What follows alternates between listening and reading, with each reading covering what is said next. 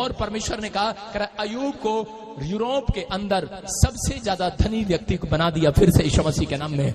मैं कह रहा हूं आज रात अगर आपका विश्वास है, मैं कह रहा हूं अगर आपके कैरेक्टर में पवित्रता ही है, मैं कह रहा हूं जो आपने खोया है पिछले साल, इस साल में आपको डबल होकर मिलने वाला यीशु मसीह के नाम में। हो सकता है वो मकान आपने बेच दिया हो, लोन ले लिया हो, आपके हाथ से निकल गया हो, गाड़ी निकल गई हो, वो जॉब निकल गई हो आपके हाथ से, आपके पासपोर्ट पर वो फॉरेन का वीजा ना लगाओ। लेकिन याद रखना पवित्र आत्मा ने कहा यूहन्ना 1 के 12 में बोलता है जो मेरे वचन को पर विश्वास कर रहा है, कह रहा मुझे ग्रहण कर रहा है, कह रहा है कि वो आज से मेरी संतान बनेगा यीशु मसीह के नाम में। आज से विश्वास करना है, कह रहा है इस प्रोफेसी पर, इस वचन पर, इस कलाम पर के आज अपने हाथों को उठाऊं और कहूं परमेश्वर मैं आज से अय्यूब की तरह जीवन जीऊंगा।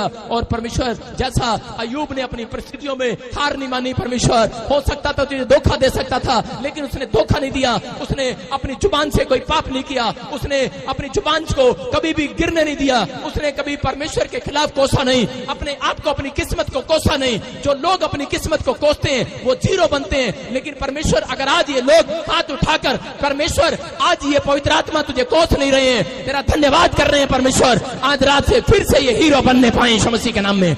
आज से इनके समाज के अंदर इनका नाम होने पाए यीशु मसीह के नाम में। बोलो आमीन। मैं फिर कह रहा हूं कि परमेश्वर आज रात से आप इस समाज के अंदर आपका नाम करने वाला यीशु मसीह के नाम में। हम पढ़ते रूत के 1 के 16 में, देखो क्या लिखा।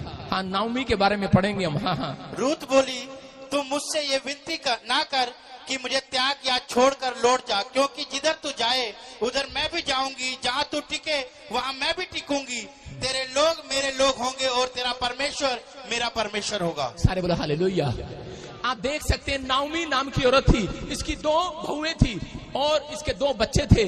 और उसी समय करे कि जब ये नाओमी जो है परमेश्वर के रोटियों के घर को, बेथलेहम को छोड़कर करे ये दूसरे मोआब देश के अंदर गई, तो उसी समय इसका पति और इसके दोनों बच्चे मर गए।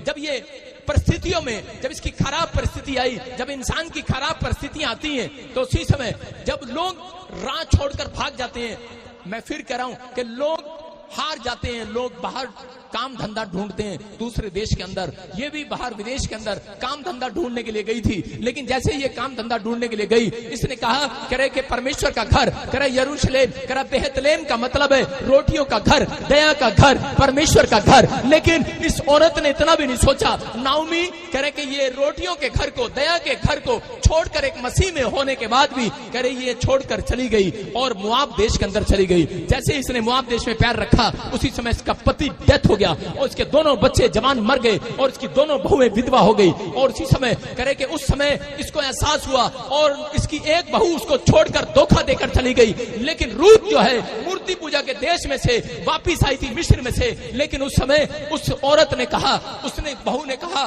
बोलती है सास बोलती है, नाओमी ने कहा कि एक बहू तो मुझे छोड़कर चली गई धोखा देकर, लेकिन तू जवानी में मेरे साथ क्या करेगी, तू दूसरा ब्याह कर ले, जा चली जा। लेकिन रूत ने कहा सुन, करे कि मैं हो सकता था कि मैं वापस जा सकती थी, कह रहा जहां से मैं आई थी मैं उसी स्थान पर उसी पूजा करने के लिए वहां पर जा सकती थी। कह रहे अपनी परिस्थितियों में, कह रहे लेकिन मेरे कैरेक्टर में धोखा नहीं है। अपनी सास को बोलती है कि मैं जिस परमेश्वर का नाम ले रही हूँ मैं उसको धोखा नहीं दे सकती आज के बाद। कह रही मैं तुझे धोखा देने वाली नहीं हूँ, बोलती है कि मैं तुझे छोड़ने वाली नहीं हूँ। अगर मेरी जवानी जाए तो जाए, लेकिन मैं तुझे नहीं छोड़ूंगी, मैं तेरे बुढ़ापे में तेरे साथ रहूंगी। और उसकी आवाज को सुनकर नाओमी हिल गई। मैं फिर कह रहा हूँ कि आज हो सकता है, कह रहा आज कोई परिस्थिति आपके साथ में, आपके साथ चल रही हो, एक बैड सिचुएशन आपकी हो रही हो, लेकिन उस बैड सिचुएशन जब तक नहीं बदलती, जब तक आप परमेश्वर के सामने धन्यवाद की बातें नहीं करते,